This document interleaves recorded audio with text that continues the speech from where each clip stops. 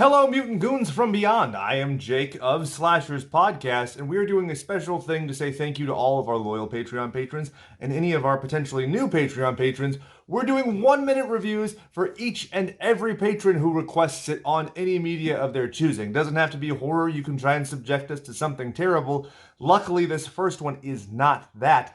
I'll remind you there is a tier on our Patreon where you can buy your own full-length episode, but who's got the time and money for that? I mean, Jesus, unemployment's only going to last us so long, right? This first film was actually recommended by one of our oldest patrons, and not to say he's old in terms of cranky age, but old as in he's been supporting us for so long. Trevor Schmitt. I am a huge fan of you, sir. You are one of the kindest and best people I can correspond with, and I am very happy to have gotten to know you as well as we have over the past couple years with this dumb-ass show. You chose Murder Party, and I fucking love Murder Party. And I almost feel like you picked this for me more than for you, because there's like no metadata about this movie. Nobody really talked about it or took off. And this was such a great find. I found this at a Rhino Records store in Riverside. Would have been 15 years ago. And there was this beautiful girl at the register, and I remember she had, across her knuckles, she had a tattooed sandwich.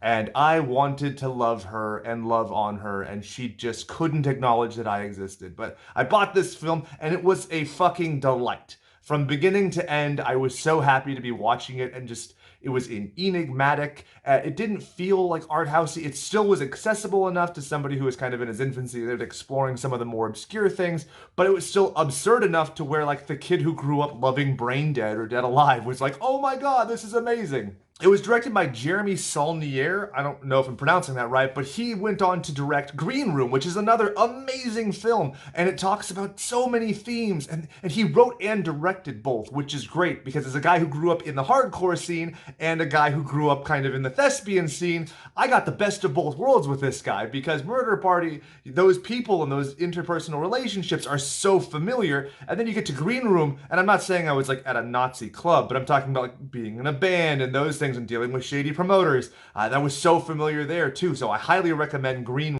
The one sad thing I have to mention is Chris Sharp, the lead, the guy who's in the amazing Cardboard Knight costume, which I love very much. It's so brilliant. And this was before like Be Kind Rewind or whatever the Jack Black one was where they were sweeting everything.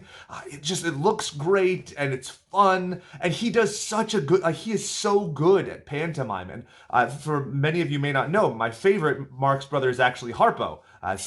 Despite the fact that our logo is Groucho, I love Harpo. I love good pantomime, and he does such a good job. So it's a shame he didn't do anything in terms of acting for another 10 years and hasn't done anything since. So I guess we'll see him in 2027.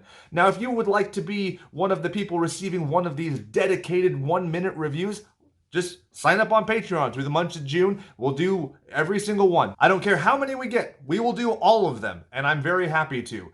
Just let us know, and I can send you the form that we're filling out. It might not be me. It might be Doug or Adrian. They have a lot of opinions on movies, too, hence the fact that they are on this show. Thank you, Trevor. Thank you for the rest of Mutant Goons and Beyond. Thank you for anybody who watched this and supported us in that way. If you can leave us a review, leave us some money, I'm happy to accept it. Goodbye, and good die.